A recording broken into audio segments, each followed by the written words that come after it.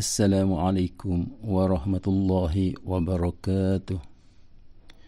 Alhamdulillahi rabbil alamin. Wassalatu wassalamu ala ashrafil anbiya'i wal mursalin wa ala alihi wa sahbihi ajma'in. Rabbi shrah li sadri wa yassir li amri wahlul 'uqdatam min lisani yafqahu qawli. Pada pagi ini kita cuba untuk baca kitab Kifayatul Ghulam karangan Syekh Ismail Minangkabau. Kitab yang memadai bagi budak yang baru belajar pada menyatakan rukun Islam yang 5 dan syaratnya. Jangan sekali-kali kita rasa malu untuk membaca kitab kecil seumpama ini. Di sinilah letaknya asas agama. Jangan kita sibuk nak belajar ilmu yang tinggi, ilmu kebatinan, ilmu tarikat, hakikat dan makrifat. Kita belajar dulu ilmu asas, ilmu yang fardu ain, tauhid, fiqh dan tasawuf. Biar mahir dulu ilmu asas, biar kemas dan kukuh dulu asas agama. Ada kalangan tertentu yang mengaku belajar ilmu hakikat, ilmu kebatinan, padahal baca Quran pun lintang bukan. Islam ni boleh kita ibaratkan sebagai sebatang pokok yang penuh dengan buah. Jika kita nak petik buah, kita boleh gunakan 2 cara. Pertama, kita panjat pokok dan petik buahnya. Banyak kita dapat. Tapi kena beringat, jika kita jatuh, kaki patah, buah yang banyak pun tak ada gunanya. Cara yang kedua, kita ambil galah dan kita kait buahnya. Dapat sikit pun tak apa. Kita selamat dari jatuh pokok. Kita nikmati buah yang sedikit dan kita bersyukur. Bismillahirrahmanirrahim. Aku mulai kitab ini dengan nama Allah yang amat murah lagi amat mengasihani. Alhamdulillahi haqqa hamdihi wassalatu wassalamu ala sayyidina Muhammadin wa ala alihi wa sahbihi ajma'in.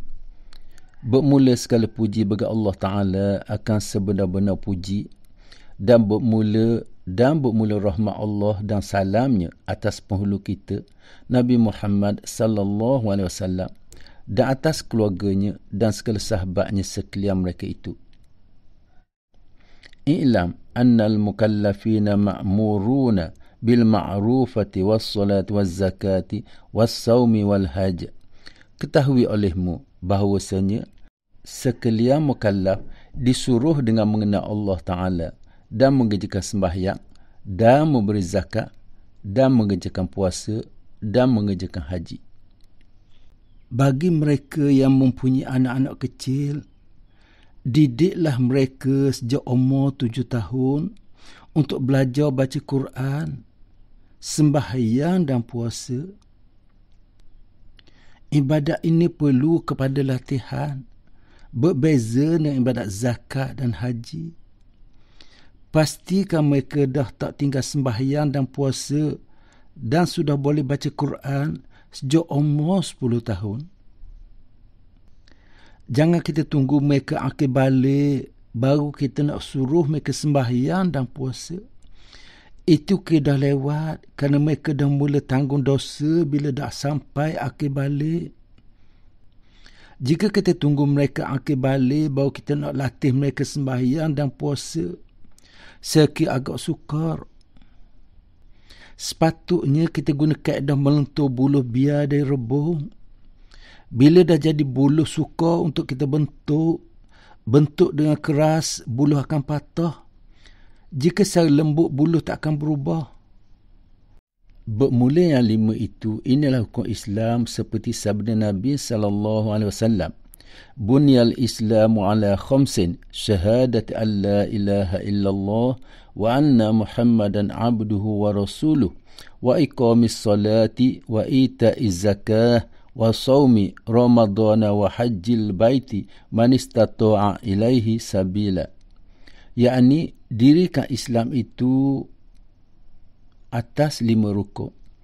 Pertama, mengucap 2 kalimah syahadah, dan kedua, mendirikan sembahyang 5 waktu sehari semalam, dan ketiga, memberi zakat jika sampai hartanya itu nisab dan tahunnya, dan keempat, puasa pada bulan Ramadan 30 hari dalam setahun, dan kelima, mengerjakan haji ke Baitullah bagi orang yang kuasa berjalan kepadanya. Dan lagi akan datang kenyataan satu-satu bab masing-masing insya-Allah ta'ala. Bermula syarat sah syahadah itu 4 perkara. Pertama, diketahui, dan kedua, diikrarkan, dan ketiga, ditasdikkan, dan keempat, diamalkan. Demikianlah syarat sah syahadah. Adapun fardu syahadah itu 2 perkara. Pertama, diikrarkan dengan lidah, dan kedua, ditasdikkan dengan hati, yakni dibenarkan dengan hati. Adapun kesempurnaan syahadah itu iaitu 4 perkara. Pertama, mengetahui, kedua, ikrar, ketiga, tasdik, keempat, yakin. Demikianlah kesempurnaan syahadah. Adapun rukun syahadah itu 4 perkara. Pertama, mengisbatkan zat Allah Ta'ala. Kedua, mengisbatkan sifat Allah Ta'ala. Ketiga, mengisbatkan af'al Allah. Keempat, mengisbatkan kebenaran Rasulullah. Demikianlah rukun syahadah. Ada pun yang membatalkan syahadah itu 4 perkara. Pertama, menduakan Allah Ta'ala. Kedua, syok hatinya akan Allah Ta'ala. Ketiga, menyangka dirinya daripada dijadikan Allah Ta'ala. Dan keempat, tiada diisbatkan zat Allah Ta'ala. Demikianlah yang membatalkan syahadah. Inilah lafaznya, asyhadu an la ilaha illallah wa anna Muhammadar Rasulullah. Artinya, naik saksi aku dengan i'tikad yang yakin bahawasanya tiada Tuhan yang disembah dengan sebenar-benarnya melainkan Allah, dan naik saksi aku dengan i'tikad yang yakin bahawasanya Nabi Muhammad itu sebenar-benarnya pesuruh Allah. Demikianlah dinamai syahadah. Faedah. Ini suatu faedah pada menyatakan kelebihan syahadah, iaitu la ilaha illallah Muhammadur Rasulullah. Itu segala hurufnya 24 huruf, dan sekalian huruf, dan sekalian itu hurufiah, yakni dibuatkan sekian hurufnya sahaja itu tiada titik. Kerana isyarat kepada sagianya barang siapa menyata dengan 2 kalimah syahadat itu dengan ikhlas hatinya. Dan tiada sekalian daripada sekian hurufnya bertitik itu isyarat kepada bahawasanya sagianya bagi barang siapa mengata 2 kalimah syahadat itu bahawasanya hendaklah suci hatinya daripada tiap-tiap barang yang lain daripada Allah Ta'ala. Dan lagi 2 kalimah syahadat itu 24 huruf.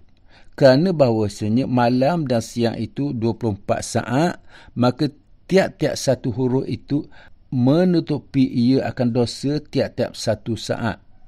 Dan lagi 2 kalimah syahadat itu 7 kalimah. Kata Syekh Fakhruddin Ar-Razi, itu kerana maksiat itu tiada sunyi dari ia. Tiada sunyi ia melainkan datang ia daripada anggota yang 7 itu jua. Pertama, daripada 2 tangan kamu. Kedua, daripada 2 mata kamu. Ketiga, daripada 2 kaki kamu. Dan keempat, daripada lidah kamu. Dan kelima, daripada perutmu. Dan keenam, daripada 2 telingamu. Dan ketujuh, daripada farasmu. Maka tiap-tiap satu daripada yang 7 kalimah itu menutupi ia akan maksiat yang 1 anggota yang 7 itu. Dan diisyarat pula 7 kalimah itu kepada 7 pintu neraka Jahannam, dan terkunci ketujuhnya, dan tertutup sekalian pintu neraka yang 7 daripada orang yang mengata 2 kalimah syahadat itu. Adapun barang siapa mengata 2 kalimah syahadat itu daripada yang 7 kalimah itu, maka ditutupkan Allah Ta'ala satu pintu neraka Jahannam dengan kurnia Allah Ta'ala. Maka inilah perkataan ulama yang zahir yang ta'aluk bicaranya daripada dua kalimah syahadat itu. Sekianlah, wabillahi taufiq wal hidayah. Wassalamualaikum warahmatullahi wabarakatuh.